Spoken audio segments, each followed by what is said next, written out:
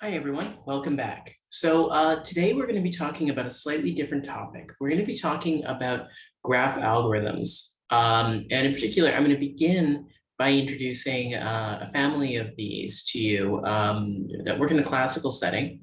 And then next time, we're going to talk about how to quantize them. Let me begin by sharing my screen.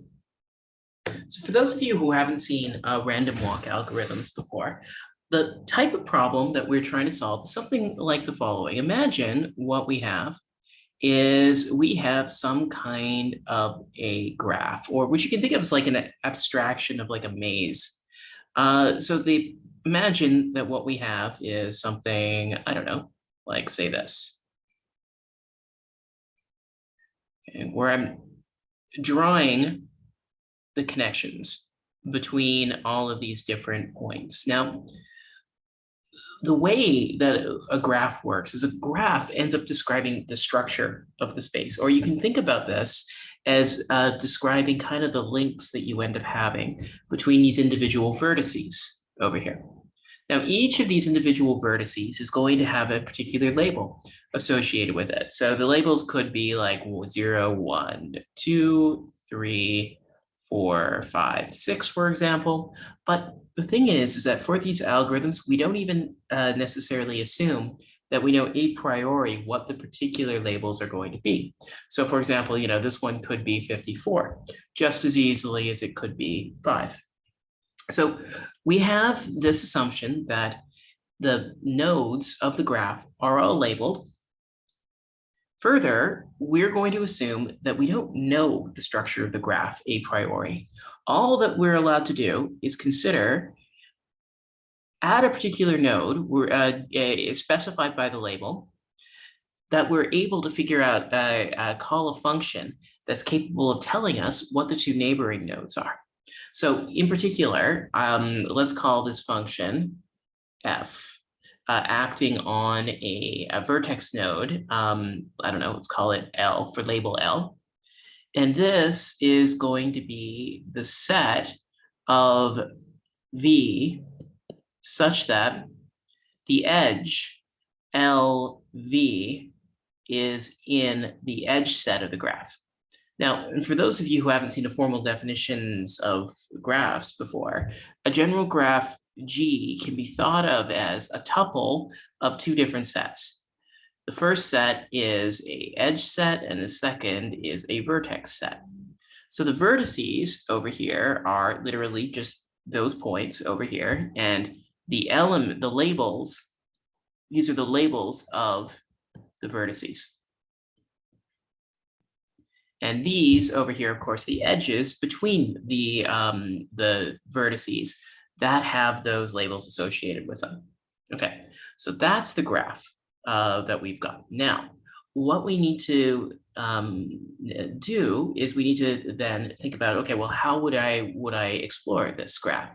Well, if I was starting out here, and let's say what I wanted to do is my goal in life was to make it to a particular node. In this case, node 54, but we didn't know that 54 was the number that we're looking for before we started. So a way that we could do this is that we could begin by just starting at, say, vertex 0, and then randomly choosing a direction to go. We could choose to go left, or we could choose to go right.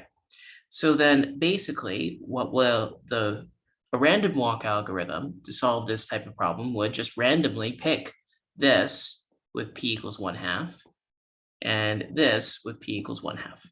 Let's say we picked 4, probability 1/2. Now, what we'll do is we'll again pick a particular node that's adjacent to it. We'll compute f to figure out, 54 and 6 are adjacent to it.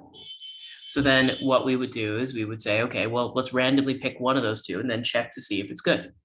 If we ended up picking 54, then we would jump to 54, check it, validate that it's good, and then return that a good vertex exists at site 54, or with label 54. All right, so that is basically that. Now we can think about this for solving these particular problems is having two vertex sets called good and bad. So then in this case, V can just be thought of as good union bad, such that good intersect bad is the empty set. All right. So that is how we do it. And if we think about dealing with at least this family of graph problems that I'm going to be talking about, our goal is to find any element of the good label set. And for simplicity, let's assume that what we have is we have a another oracle. I'll call this oracle F. And how this oracle F will work is that this will be 1 if the input L is in good and 0 otherwise. Okay, so that is basically the idea of these types of algorithms. Now, they've got some pros and they've got some cons. The big pro about them is that they work without any knowledge apart from the knowledge that can be gleaned from querying the individual oracles about the graph structure. And the second, no substantial memory requirements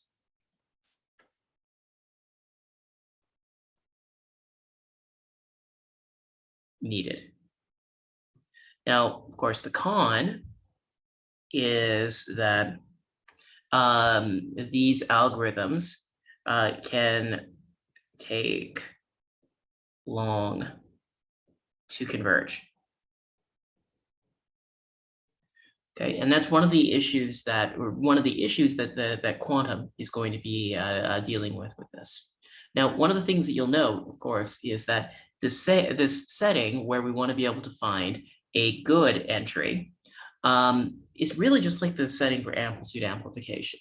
And we'll see when we talk about Szegedy walks next time that basically we can set up a problem very similar to amplitude amplification with some subtle differences because we don't know the labels when we begin with to be able to solve this problem, get a quadratic advantage. But let's before we begin with that, let's take a look at this particular subproblem and try to understand classically how long this would end up taking. So as I said before, what we have is we have a walker that's able to move throughout this graph. And in general, we can end up describing the walk algorithm is specified entirely by a matrix. And this matrix is a matrix that we call P. And this is sometimes called the transition matrix. And so the elements P of X, Y,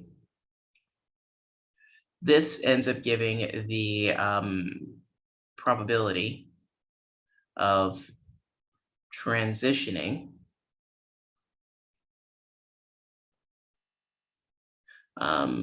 from X to Y. So for example, let's just take a look at the simplest graph that we could have. Let's say we had this graph over here. I guess it's actually not quite the simplest, but it's pretty darn simple. Let's say we start up here.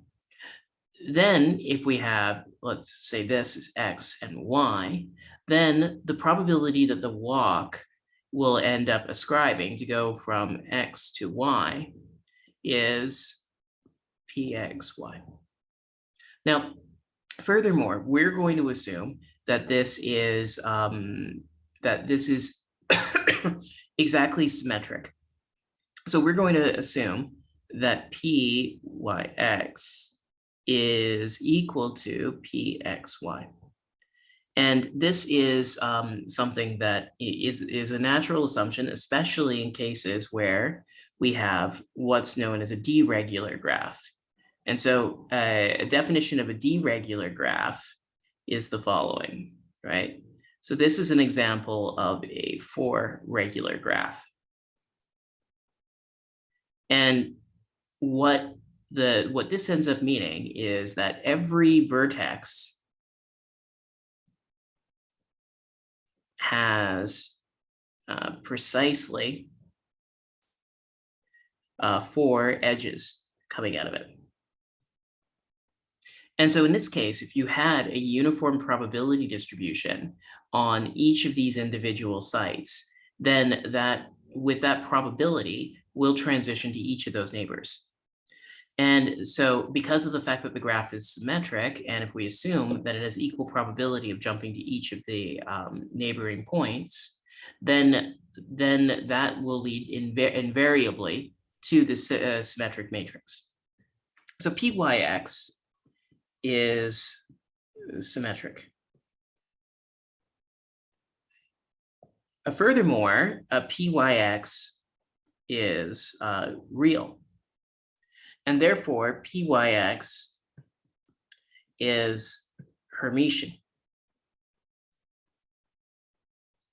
And this is a property that we're going to kind of take advantage of, because what this will end up implying is that all eigenvalues are real. And furthermore, eigenvectors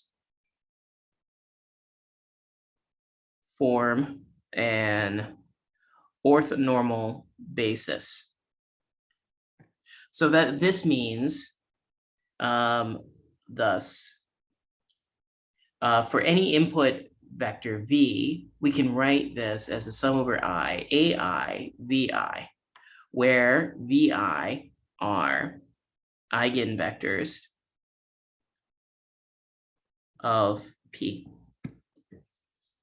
Okay, fantastic. So this is it, and this transition matrix ends up describing basically the entirety of the algorithm. So the convergence properties of the algorithm can actually be determined entirely by studying this transition matrix. For those of you who've done a little bit of graph theory, P is also the weighted adjacency matrix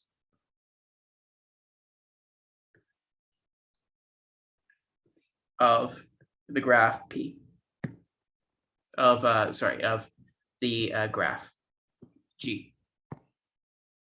Okay, so that is P.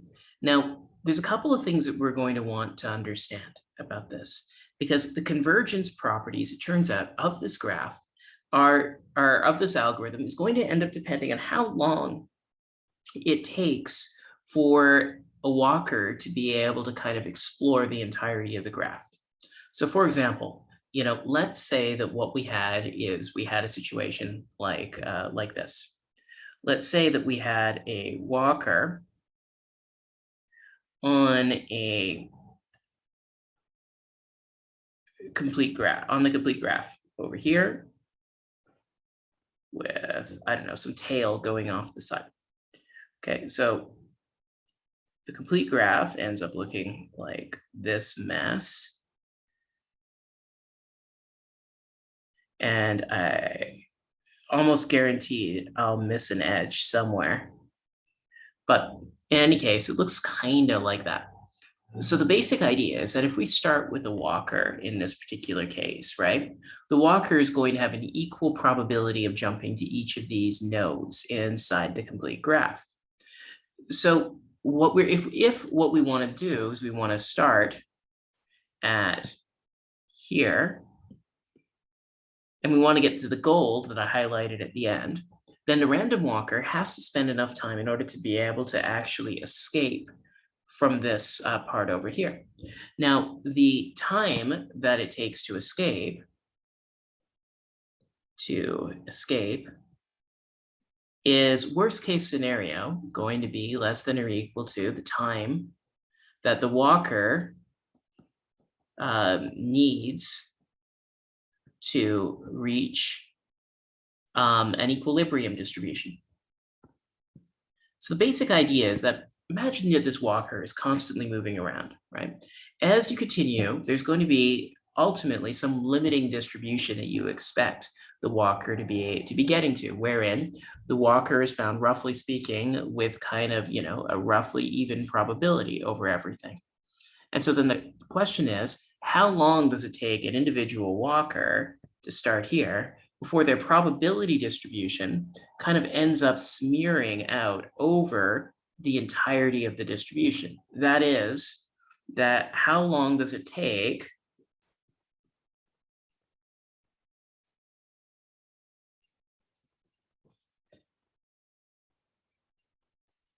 for VI to end up going to sum over I, VI divided by N, or in general, whatever the limiting distribution is. So and that will give us how long it's going to take for the algorithm, because of the fact that if there are M marked elements with probability equal to M over N, we will get a marked element by sampling from the uniform distribution.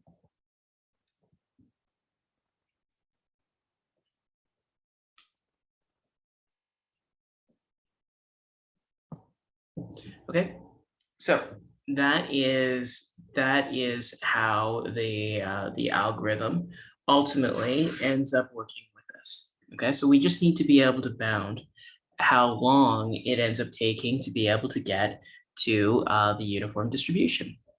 So the first step involved in doing this is we need to be able to understand or argue that it does approach a uniform distribution.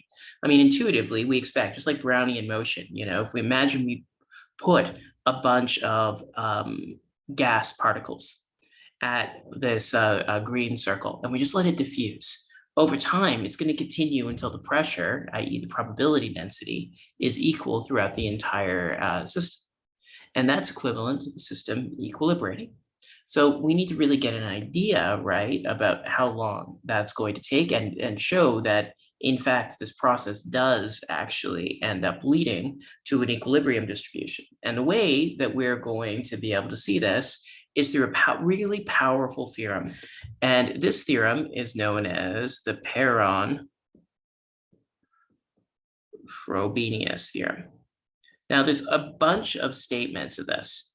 And the case that we're going to be interested in is the case for non-negative matrices. Okay, which is a little bit more complicated than the positive matrices because they're allowed 0 elements. That is to say, right, that if we're taking a look at our transition matrix going between all of the different elements, right, if we had a graph that ended up looking like this, for example, X is not directly connected to Z. So therefore, P XZ is equal to 0. So what that ends up meaning is that our matrix cannot be strictly positive. The best we can do is say that it's non-negative. But fortunately, there are some nice statements of the Perron-Frobenius theorem.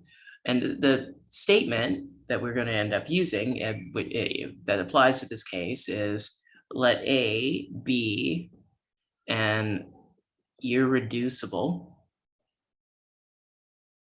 non-negative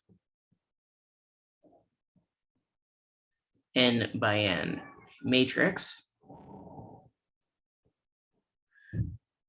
with eigenvalues lambda 1 greater than or equal to lambda 2 greater than or equal to all the way down to lambda n. Okay. Now, that is the first thing.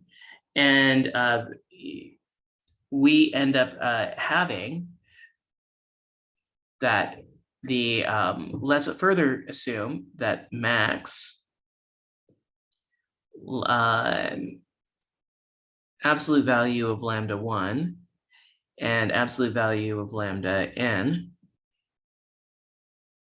is equal to some constant r. Okay, then the following statements are true. Lambda 1 is equal to r, and this eigenvalue is simple, meaning not repeated.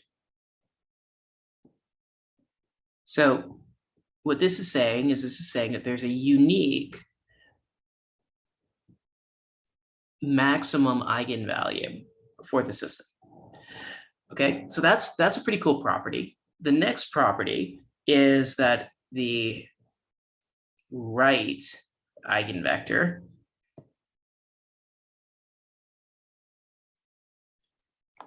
of A with eigenvalue r can be written as a positive, or I should say, a positive vector in the standard basis.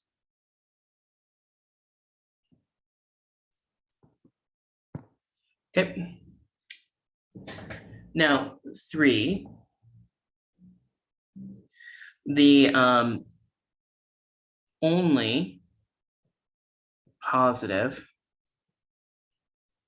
eigenvector is associated with lambda 1. Okay, so it's not only, does there exist an eigenvector that is strictly positive that's associated with lambda 1, it's unique. There's no other eigenvector that's also positive. Okay, and the final point, which will be relevant for ours, is if A is periodic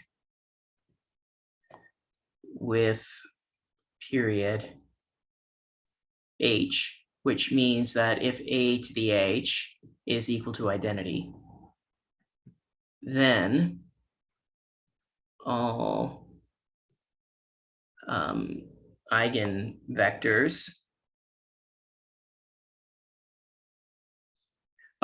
then there exist exactly h eigenvectors such that A acting on V is equal to e to the 2 pi I k over h for V, some integer. Okay. So this is saying, actually, the first bit is, it's not terribly obvious or terribly surprising, based on our discussions about Fourier transforms and the rest, that if we have period h, that we have that A to the h is equal to identity, and thus all eigenvectors have to be appropriate roots of unity, or eigenvalues have to be appropriate roots of unity. So that part isn't terribly surprising. The part that is surprising is that there are exactly h of them. So if we've got a period 2 example, then what that ends up meaning is that there's exactly two eigenvectors of this particular form, and meaning actually that there's only going to be one that has a negative eigenvalue. So those are going to be those are the key results. Now, first thing is, I said irreducible. What does irreducible mean? So basically, irreducible ends up meaning in this context that there does not exist a non-trivial linear subspace spanned by a proper set or subset of the standard basis vectors such that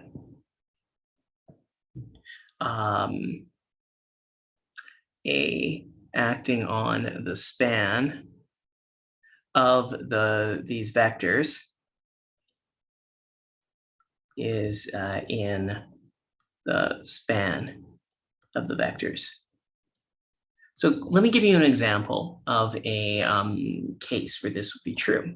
So generically, when it comes to these graphs, a case where we have an irreducible graph of for this, or an irreducible matrix, might be a case where we have something like this. Imagine we've got the complete graph on these, and then we've got just a completely separate graph doing its own thing off to the side. In this case, this is not irreducible.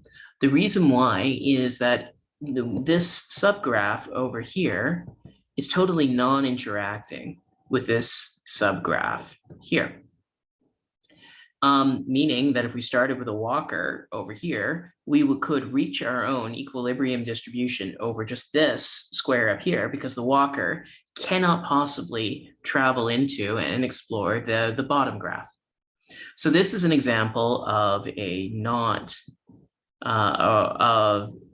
irreducible or reducible graph.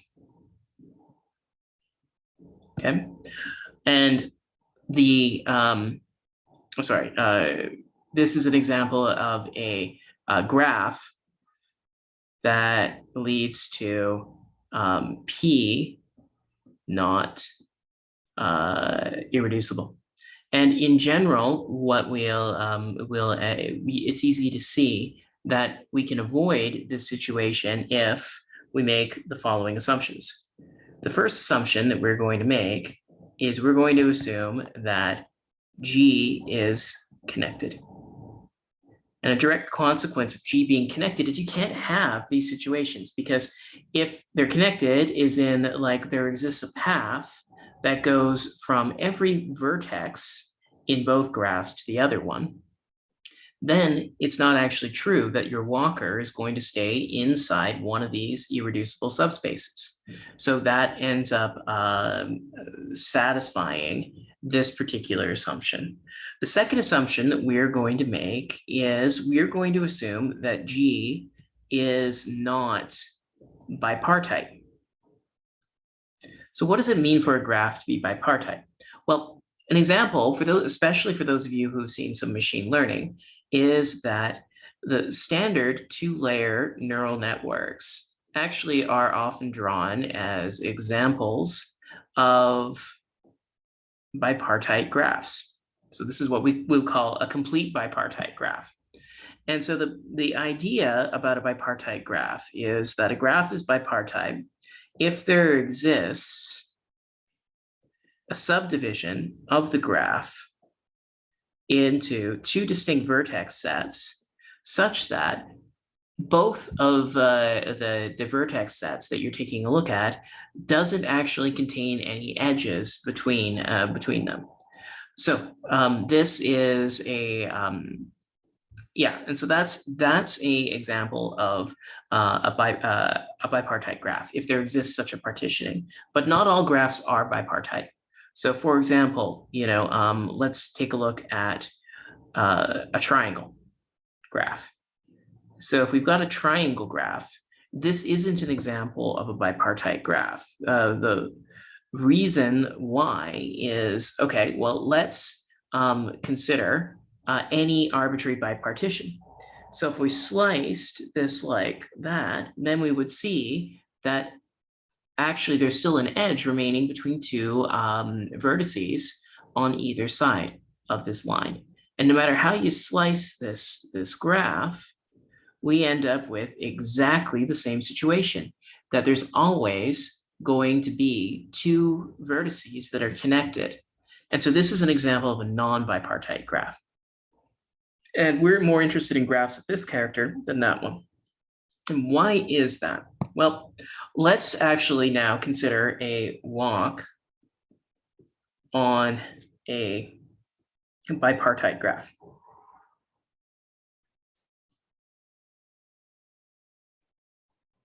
Okay, so what happens with a bipartite graph? Well, if we're on a bipartite graph, and let's deal with, I guess, the simplest example of a bipartite graph that I can think of, which would be something like, say this. Okay, so if we have this particular example of a bipartite graph, now imagine that we're a walker and we begin at this vertex over here. Now, the walker, in our case, let's say they have a 50-50 probability of jumping to the either side.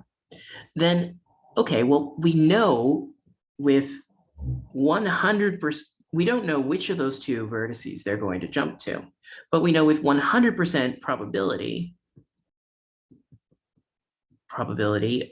on this side with one jump.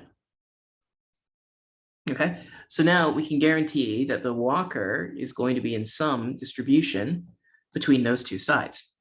Now, when the walker jumps back, we again don't have any knowledge about where they're going to be, but with 100% probability, the walker is going to be either here or here.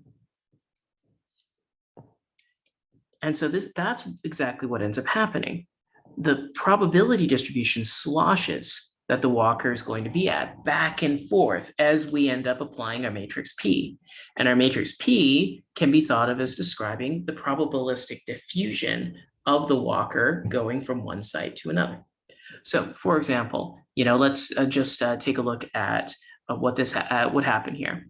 If we had this as being X, then our walk operator, okay, let's say this is X equals 0, and this will call X equals 2. This one will call X equals 1, and X equals 3. Okay, so when we have this, the probability distribution that we end up getting from this, if we assume it's a uniform distribution, then my transition matrix ends up going like the following. It will end up giving me, well, we want to transition from one, this will give us 1/2. Oh, sorry, there are no diagonal elements in this graph. So with 50% probability, X1 will transfer to 1.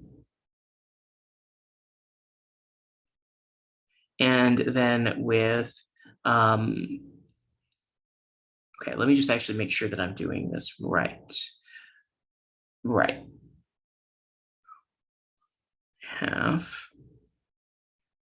And then 0, 0, 1/2, 1/2. Now, X2 in this particular case is going to transition here with probability 1/2.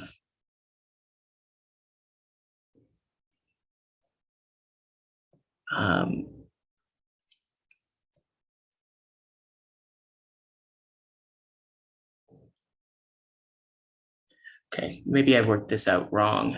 Let me just figure this out. So the probability of starting in, say you've got x equals 0, this will end up going to 1 with p equals 1/2, and 3 with p equals 1/2. And so, okay, the transition matrix gives you the probability from going from x to y. And so what this ends up meaning is that the matrix, I just row 1 times column 1 equals the first element in that. So then the probability of going to 1 over here, okay, will be 1/2. And also 1/2 probability from x2.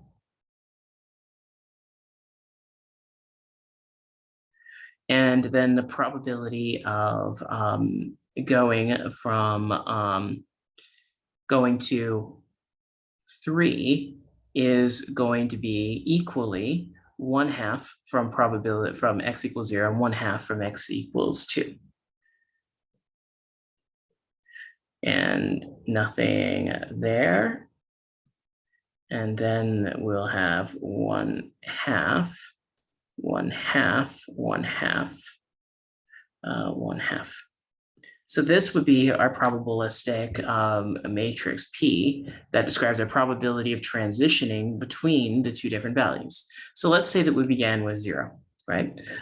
Then we would update this by beginning with 100% probability of us being in the state 0. This, when we multiply, will give us a 1/2 probability of being in the state 0 and 3. Now, if we apply P again to this, then what we will end up finding is that this is just going to end up giving us 0, 1/4, or 1/2, 1/2, 0. So you can see the probability sloshes back and forth between these two different configurations. And so, okay, that's kind of cool, but the problem is that it is actually periodic. If we go through this again, then we end up getting 0, 0, 1/2. And this is equal to p cubed acting on 1, 0, 0, 0. Okay, so this ends up reaching kind of like two different equilibrium distributions, depending on whether or not k is odd or k is even. And further, because of the fact that this matrix has period 2, this ends up implying that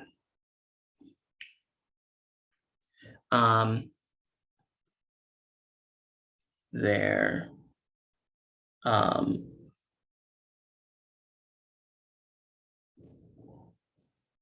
exists an eigenvalue of -1 in this case. Okay. And now, so, however, if we have a non-bipartite graph,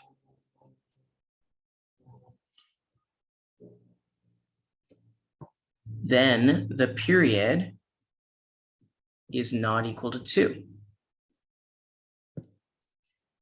Further, the period cannot be 3. Why is that?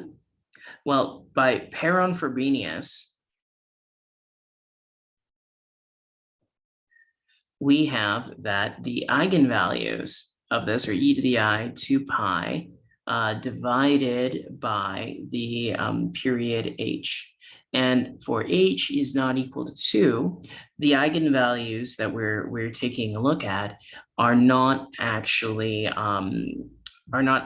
going to be reducible. Or sorry, they're not actually going to be plus minus 1, i.e. that doesn't correspond precisely to period 2. So because Hermitian matrices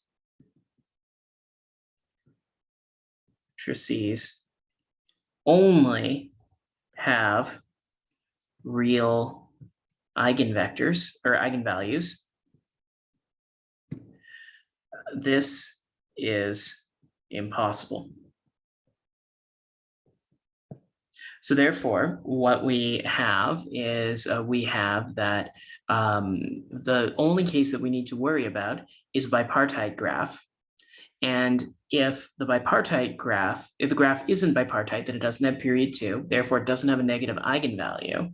And the consequence of this argument is that our eigenvalues for our P satisfy lambda 1 is greater than lambda 2, greater than or equal to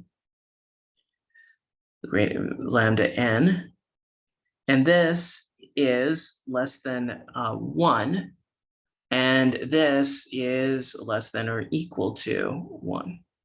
Okay. Now the next part that we have to do is we have to be able to figure out, or sorry, I guess I should say, I skipped a step here.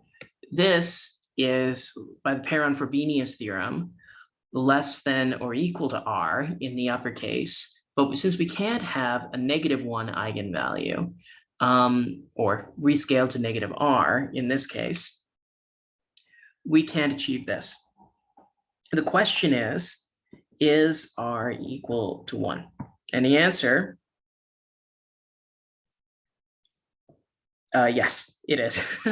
And the way that you can end up seeing this actually is you can end up seeing this through the use of a different result. And that different result is known as the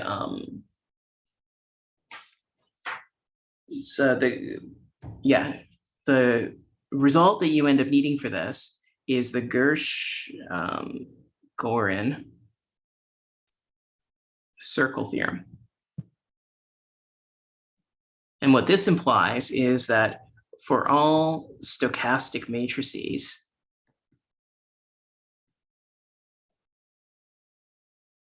and these are matrices where the columns sum to 1, the spectral radius for this r is actually equal to 1. And this implies that 1 is less than or equal to lambda 1, or actually 1 is equal to, because of the fact that there's a Perron-Frobenius theorem, so it says there's precisely 1 eigenvalue corresponding to the largest eigenvector, which in this case, and that corresponds to the value of r. So this is lambda 2 less than or equal to, going all the way down to lambda n, which we know is less than negative 1. Now, in order for us to actually kind of finish analyzing this, it's really helpful for us to define a spectral gap for the walk. So the spectral gap for the transition matrix is defined to be equal to the minimum of 1 minus lambda 2, and of course 1 minus the absolute value of lambda n. Okay, and this symbol we're going to call delta. Okay, so this is the spectral gap for the transition matrix. the next thing that I want to really be able to argue about is I'd like to be able to talk about what the limiting distribution will end up looking like for a generic matrix. So I guess the easiest case is the limiting distribution. Okay, the limiting distribution we can end up finding in the following way. What we're going to do is we're going to just apply P acting on some vector V, and we're going to want to figure out when this is going to be equal to V. And in particular, because of the fact that this is a 1 eigenvalue, this corresponds to eigenvalue 1. This also is the largest eigenvalue associated with this. So this is the case of V1 that we have over here. Okay, so for the simplest case, which is a deregular graph, we end up having that V1 is actually just equal to 1 over the number of vertices in this times the sum over x Vx. Okay, or I should say Ex for the standard unit vector pointing in the direction of x. Okay, so now we can actually end up seeing what happens. If P acting on Ex, this is just going to be the sum over y, P x y Ey, then P acting on V1 is just equal to 1 over n, sum over y, P x y Ey, sum over x. But because the matrix is stochastic, this is actually equal to 1 over n, sum over y, times the sum over x, pxy, Ey over here. And in this particular case, this is just going to be equal to 1 over n, sum over y, d times 1 over d. Those guys cancel, and this is just Ey. So this is this implies that the uniform distribution is the +1 eigenvector of the classical walk. All right, cool. And so what does this end up saying? So now if we apply P to the K acting on V, we know that any input, imagine this is just any probability distribution, meaning that the sum over J, V sub J for this vector is equal to 1. Then what we have is we have that this, of course, because P is a Hermitian matrix, we can express this in the eigenbasis of P. And in the eigenbasis, this is just the sum over AI VI. Or in other words, this is just going to be A1 lambda 1 V1 plus the sum over I greater than or equal to 2 AI lambda I VI. Now, because we've shown that lambda 1 is equal to 1, that this must be true.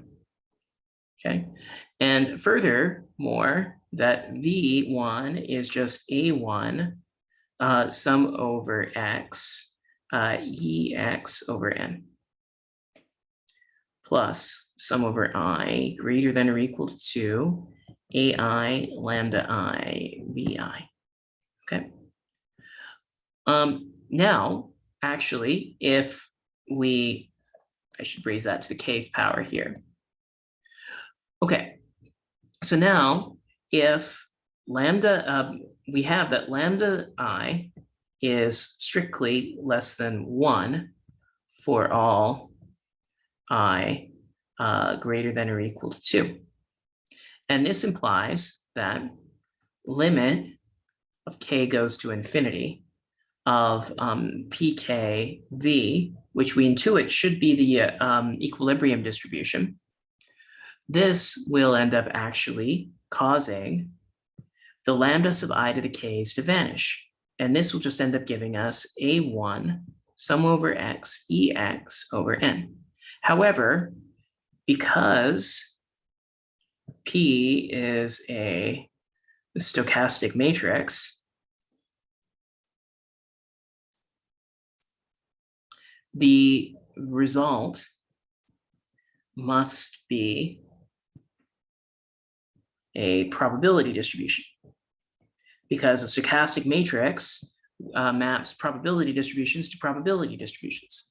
So because it's a probability distribution, we have to have that the only consistent way we can do this is if A1 equals 1. So this is kind of a bit of a weird observation, but it's true. For all V, we have that V is equal to V1 plus the sum of I greater than or equal to 2 AI VI. So the first coefficient for any probability distribution, V, that we put in, and this is a prob dist here, we end up getting that the first coefficient or the equilibrium distribution is the same. So this implies that for these types of graphs, all initial probability distributions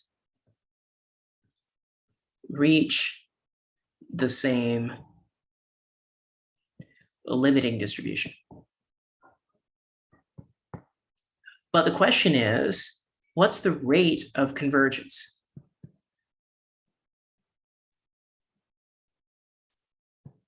Okay, well, the rate of convergence, we are actually going to figure out by taking a look at the total variational distance between the probability distribution that we end up getting at k steps versus 1.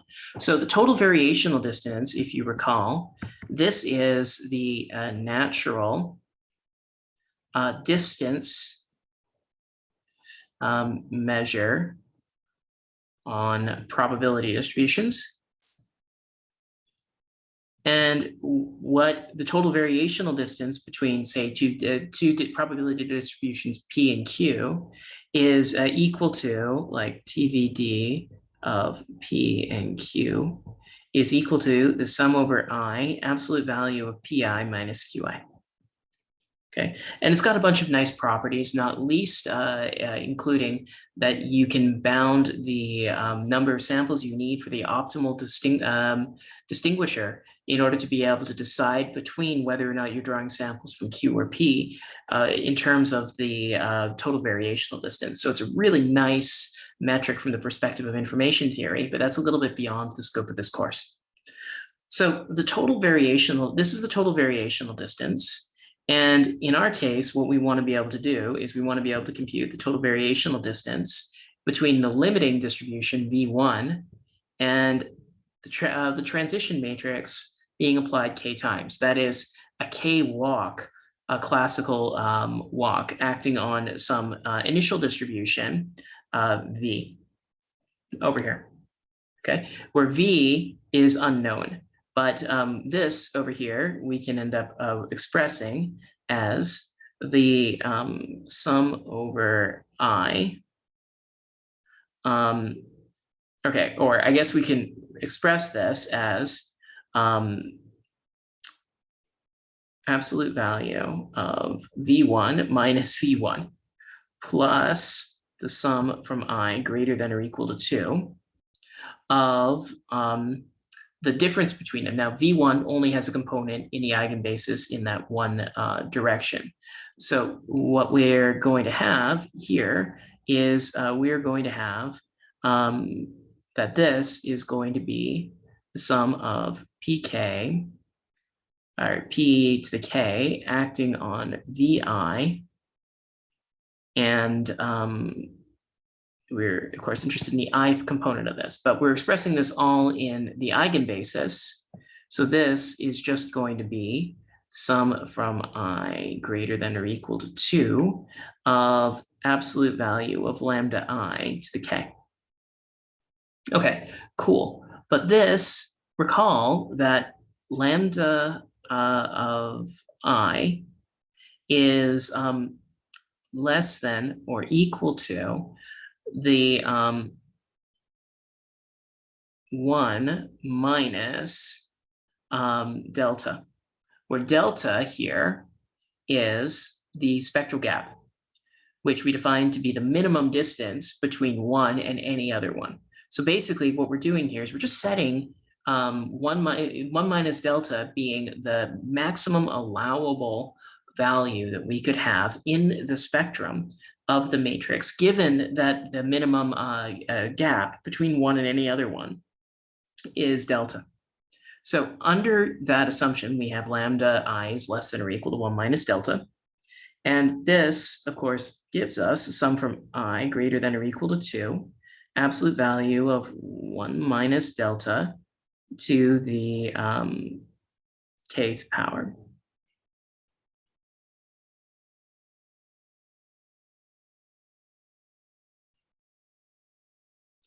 Okay, so that is, oh, and I forgot an AI in here, AI.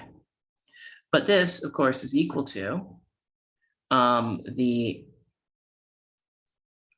sum over I greater than or equal to 2 of AI times the absolute value of 1 minus delta to the k.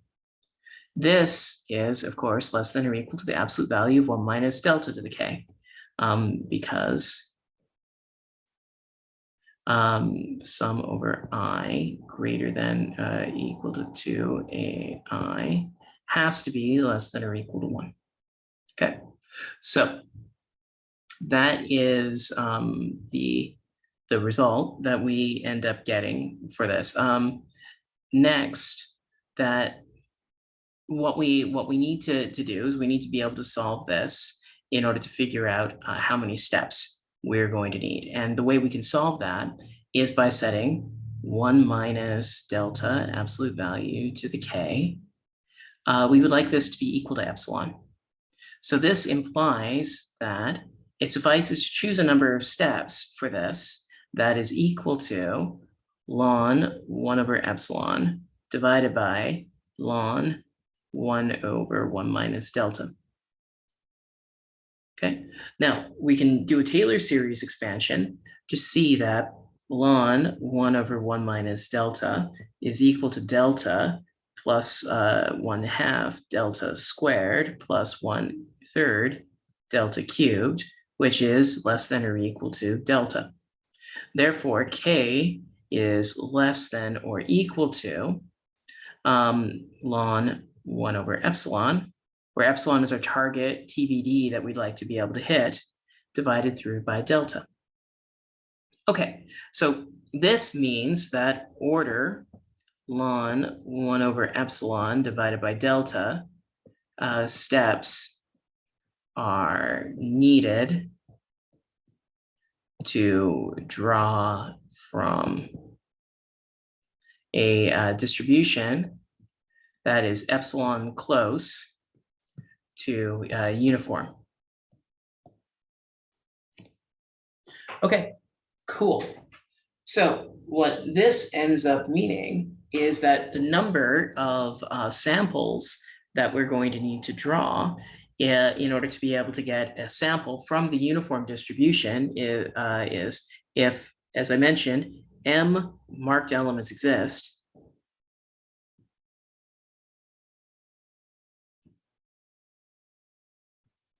and epsilon is small, then the number of elements that we end up needing is going to be order n over m ln 1 over epsilon divided by delta. Samples from the uniform distribution, which we've generated using this many queries over here, are needed on average before finding a marked element. Now, using Markov's inequality, Markov ends up saying that the probability that for a positive random variable, which in this case would correspond to the number of tries that we need to make, that the probability that x is greater than or equal to a times the expectation value of x is less than or equal to 1 over a. This implies that the number of samples needed to get a valid good label with probability greater than 2/3 is in order n over m along 1 over epsilon divided by delta. And here, by small epsilon, it suffices to pick epsilon in order n over m. And so then once we end up doing this, we end up finding the total number of samples where O tilde discards subdominant logarithmic factors, basically ends up going like n over m delta. Okay, so that is the overall complexity, and everything about this is dictated by what the spectral gap is. So you can see that, just to take a recap, how did all of this end up going? Well, all of this ended up going in the following way. We've got some kind of a graph. Let's say our graph ended up looking like this. Okay, and we've got one marked element for the sake of argument. We begin with a walker on one side. The way that the algorithm worked is that we carry out a number of steps. Case steps. After case steps, we have a nearly uniform distribution. And in this case, the probability of us getting a marked state from the uniform distribution is 1 in 5. And so then, on average, we would need to repeat this process 5 times to get a solution. And that's where all of this, or a marked state, and that's where all of this n over m boils down to. This part over here is kind of analogous to the n over m. Okay, so that is how this whole algorithm ends up working. And it's got, again, a couple of pros. You don't need to know any knowledge about the structure of the graph. You only need to have an oracle that can provide you local information about the graph and its neighbors in order for you to be able to do this. But the downside is the amount of time it takes for the algorithm to converge ends up depending on the spectral gap. And that spectral gap can be exponentially small in cases. In those situations, the amount of time that you're going to need for the walker to converge will be prohibitively long. And quantum, in some cases, is actually going to help, although it won't be able to give you, in general, an exponential improvement, but we'll be able to at least do quadratically better with quantum is then we'll be able to change this dependence on the spectral gap from 1/delta to 1/root delta. And that's what we're going to see next time when we look at Zegedy's construction of how to use reflections in order to be able to solve the same problem. All right, well, thank you very much and see you all next